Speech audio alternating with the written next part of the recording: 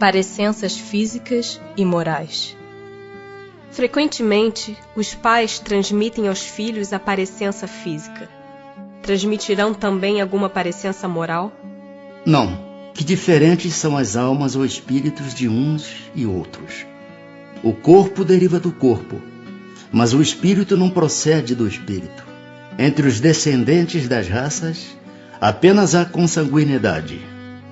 De onde se originam as parecenças morais que costuma haver entre pais e filhos? É que uns e outros são espíritos simpáticos, que reciprocamente se atraíram pela analogia dos pendores. Nenhuma influência exercem os espíritos dos pais sobre o filho depois do nascimento deste? Ao contrário, bem grande influência exercem. Conforme já dissemos, os espíritos têm que contribuir para o progresso uns dos outros. Pois bem, os espíritos dos pais têm por missão desenvolver os dos seus filhos pela educação. Constitui-lhes isso uma tarefa. Tornar-se-ão culpados se vierem a falir no seu desempenho. Por que é que de pais bons e virtuosos nascem filhos de natureza perversa? Por outra, por que é que as boas qualidades dos pais nem sempre atraem, por simpatia, um bom espírito para lhes animar o filho? Não é raro que um mau espírito peça-lhe sejam dados bons pais, na esperança de que seus conselhos o encaminhem por melhor senda. E muitas vezes Deus lhe concede o que deseja. Pelos seus pensamentos e preces, podem os pais atrair para o corpo em formação do filho um bom espírito, de preferência a um inferior? Não, mas podem melhorar o espírito do filho que lhes nasceu e está confiado. Esse é o dever deles. Os maus filhos são uma provação para os pais. De onde deriva a semelhança de caráter que muitas vezes existe entre dois irmãos, mormente se gêmeos? São espíritos simpáticos que se aproximam por analogia de sentimentos e se sentem felizes por estar juntos. Há dois espíritos, ou por outra, duas almas, nas crianças cujos corpos nascem ligados, tendo comuns alguns órgãos? Sim, mas a semelhança entre elas é tal que faz-vos pareçam, em muitos casos, uma só. Pois que nos gêmeos os espíritos encarnam por simpatia, de onde provém a aversão que às vezes se nota entre eles? Não é de regra que sejam simpáticos os espíritos dos gêmeos. Acontece também que espíritos maus entendam de lutar juntos no palco da vida. Que se deve pensar dessas histórias de crianças que lutam no seio materno? Lendas. Para significarem quão inveterado era o ódio que reciprocamente se votavam, figuram-no a se fazer sentir antes do nascimento delas. Em geral, não levais muito em conta as imagens poéticas. Que é o que dá origem ao caráter distintivo que se nota em cada povo.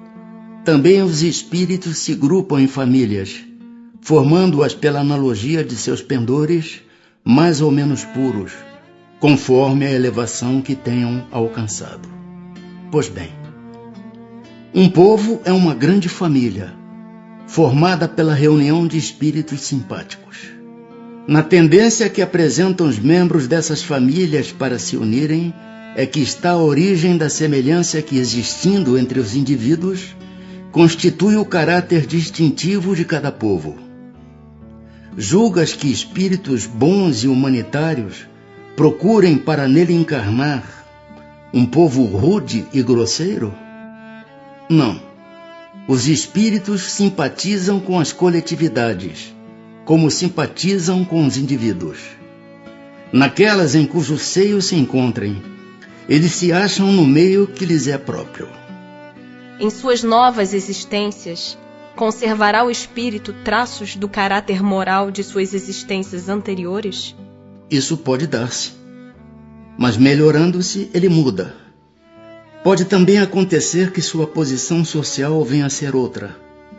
Se de senhor passa a escravo, inteiramente diversos serão os seus gostos e dificilmente o reconhecerias, sendo o espírito sempre o mesmo nas diversas encarnações. podem existir certas analogias entre as suas manifestações, se bem que modificadas pelos hábitos da posição que ocupe, até que um aperfeiçoamento notável lhe haja mudado completamente o caráter, porquanto de orgulhoso e mau pode tornar-se humilde e bondoso, se arrependeu. E do caráter físico de suas existências pretéritas, conserva o espírito traços nas suas existências posteriores? O novo corpo que ele toma nenhuma relação tem com o que foi anteriormente destruído. Entretanto, o espírito se reflete no corpo. Sem dúvida que este é unicamente matéria. Porém, nada obstante, se modela pelas capacidades do espírito, que lhe imprime certo cunho, sobretudo ao rosto, pelo que é verdadeiro dizer-se que os olhos são o espelho da alma, isto é, que o semblante do indivíduo lhe reflete de modo particular a alma. Assim é que uma pessoa excessivamente feia, quando nela habita um espírito bom, criterioso, humanitário, tem qualquer coisa que agrada, ao passo que há rostos belíssimos que nenhuma impressão te causam, que até chegam a inspirar-te repulsão. Poderias supor que somente corpos bem moldados servem de envoltório aos mais perfeitos espíritos, quando o certo é que todos os dias deparas com homens de bem sob um exterior disforme, sem que haja pronunciada parecença. A semelhança dos gostos e das inclinações pode, portanto, dar lugar ao que se chama um ar de família.